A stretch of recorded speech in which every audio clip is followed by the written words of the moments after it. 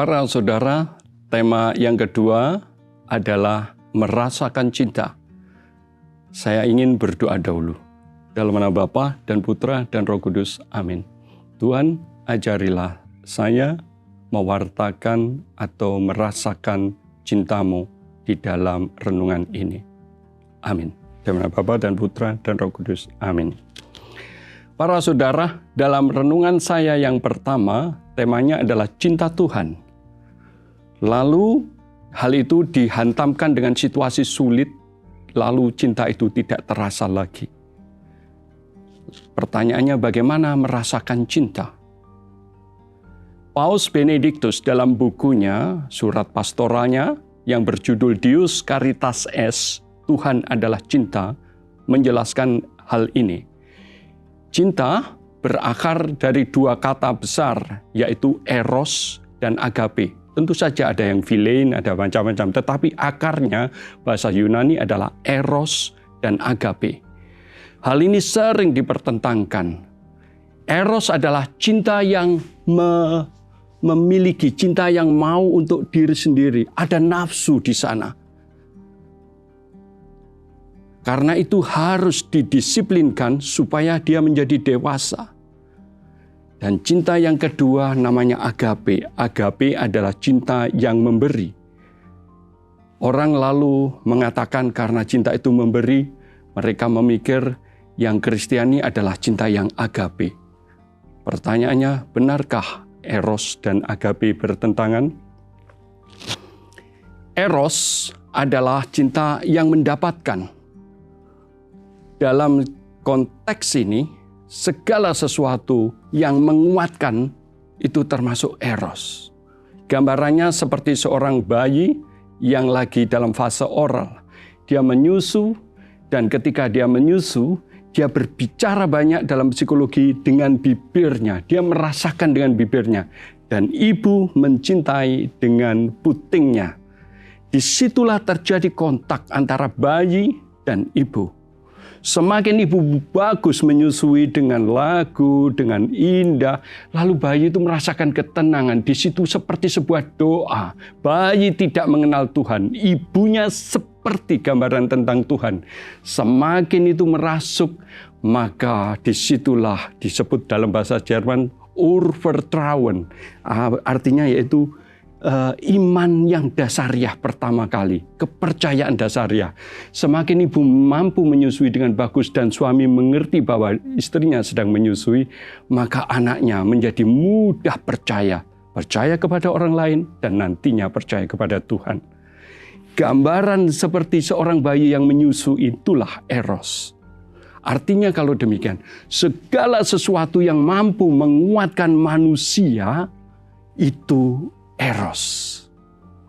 Memang di medsos itu disempitkan menjadi erotik, segala sesuatu yang berhubungan dengan seks. Seks termasuk eros. Tetapi eros tidak hanya itu. Segala sesuatu yang membuat orang gembira itu eros. Mendaki gunung dan kagum dengan keindahan itu eros. Main musik dan merasakan asik itu eros. Menyanyi lagu yang indah, Flos Carmeli, Vitis Florigera, itu eros. Eros tertinggi nanti namanya berdoa. Apalagi dalam Katolik sebut Ekaristi. Karena waktu itu Tuhan memberikan dirinya dalam rupa roti, tubuh Kristus. Amin. Itu agape tertinggi dari Tuhan. Lalu eros adalah ketika manusia menerimanya. Eros adalah segala sesuatu yang membuat kekuatan, yang membuat seseorang itu hidup. Menyanyi, main musik, sembahyang, belajar, semuanya ini akan menguatkan dia. Berteman, mempunyai teman-teman yang baik, mempunyai sekolah yang baik, pohon yang rindang, semuanya itu keindahan ini eros. Tetapi dikatakan di situ, eros itu harus didisiplinkan supaya dewasa. Maksudnya begini, memang mendaki gunung itu indah, main musik itu bagus, nonton TV yang bagus itu juga pas. Tetapi tidak bolehlah mendaki gunung setiap hari. atau tidak studi hanya healing saja, itu juga tidak bagus, harus didisiplinkan. Itu maksudnya. Lalu yang kedua, Paulus mengatakan eros, cinta, memang melibatkan perasaan sehingga bisa menggetarkan. Tetapi cinta melampaui perasaan. Dia ada di dalam suatu suara hati terdalam. Karena itu sering cinta itu juga tidak terasa. Hanya di lagu-lagu, itu cinta itu yang dituliskan itu harus bisa membuat bergetar. Dan itulah yang ditulis itu tentang perasaan. Contoh kalau lagu cinta tentang Jerman itu kan, Du bist alles was ich habe auf der Welt. Kau adalah segala-galanya di dunia ini. Lagu-lagu Indonesia tentang cinta juga begitu. Engkau adalah satu-satunya dan macam-macam gitu. Itu perasaan. Tetapi cinta melampaui perasaan. Sehingga seorang ibu mampu memasak walaupun dia sakit. Karena dia cinta pada anaknya. Walaupun dia sedang tidak enak. Seseorang mampu belajar demi cinta. Walaupun pada saat itu dia lapar. Dia mengatakan nanti 5 tahun lagi saya akan menjadi sesuatu. Dia lapar, tetapi dia terus belajar. Dia kadang-kadang kesepian dan tidak punya teman karena harus belajar. Tapi demi cinta dia mampu melakukan itu. Walaupun rasanya tidak enak. Karena itu salah satu rumusan cinta adalah melakukan segala sesuatu yang tidak enak.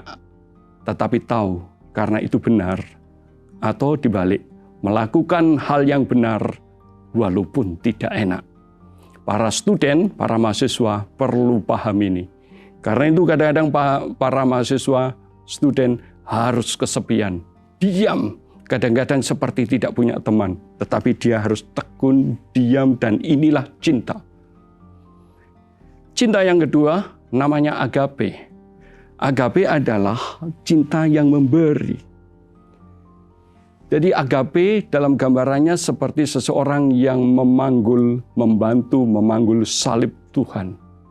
Dia berbuat baik, dia mencoba untuk beramal, dia mendoakan, dia belajar tadi termasuk agape karena eros juga karena itu mendapatkan tetapi juga mengeluarkan. Seorang santo, Gregorius mengatakan begini, dinamika eros dan agape itu seperti sumber air. Air diserap, lalu nanti dimasukkan di dalam suatu tabung dan dibagikan. Dia seperti kupu-kupu. Seorang yang melakukan eros dan agape itu harus diam. Dia harus berdoa, dia harus tenang, itu eros. Lalu dengan kekuatan eros itu, dia nanti mampu memberi beragape. Dia seperti kupu-kupu. Kalau demikian, orang perlu diam, berdoa, dan bekerja dengan tenang. Itu eros, supaya nanti bisa membuatkan kekuatan untuk memberi. Itu agape. Jadi orang yang mengalami eros cukup, kegembiraan cukup, naik gunung cukup, berseni cukup, dia nanti mampu untuk berbagi. Orang yang kurang merasakan cinta, sulit juga untuk berbagi. Karena itu salah satu masalah zaman ini adalah kekurangan cinta dalam keluarga. Seorang ibu muda, bapak muda harus belajar mencintai anak-anaknya, supaya anak-anaknya mampu nantinya bertarung, berbagi, karena dia sudah cukup di rumah dan merasakan kegembiraan di rumah. Inilah yang kita sebut dengan dinamika eros agape. Dalam dinamika eros agape ini, orang akan bisa berbagi kalau dia merasakan cinta. Salah satu cinta tertinggi di dalam Katolik adalah ketika orang berekaristi, berdoa, dan mendapatkan kekuatan. Lalu dia datang ke gereja, dia menerima komuni, dan dia mendapatkan kekuatan dari Tuhan. Itu eros tertinggi. Lalu dari situ, dia nanti mampu datang untuk berbagi, memberikan cinta kepada banyak orang, kepada anaknya, kepada suami, kepada istri, kepada teman-teman, dan dia mampu bertempur untuk terus bertahan karena dia merasakan dicintai. dan merasa dicintai ini karena dia melampaui perasaan kadang-kadang tidak terasa. Dia hanya yakin bahwa dia harus berbagi. Semoga dengan pengertian eros agape ini, kita mampu merasakan banyak cinta di kampus kita, lewat pohon-pohon, lewat hubungan baik dengan teman-teman, lewat kerukunan beragama, lewat kegembiraan dengan hubungan para dosen, juga dengan teman-teman. Dari situ kita lalu nantinya 4-5 tahun kemudian kita mampu mengabdikan diri, menyumbangkan tenaga dan pikiran kita untuk bangsa dan negara, untuk diri sendiri dan keluarga. Tetapi akar dari situ adalah jika seseorang memiliki Tuhan dalam hatinya, Tuhan yang ada begitu saja dan mencintai kita dalam segala situasi. Amin.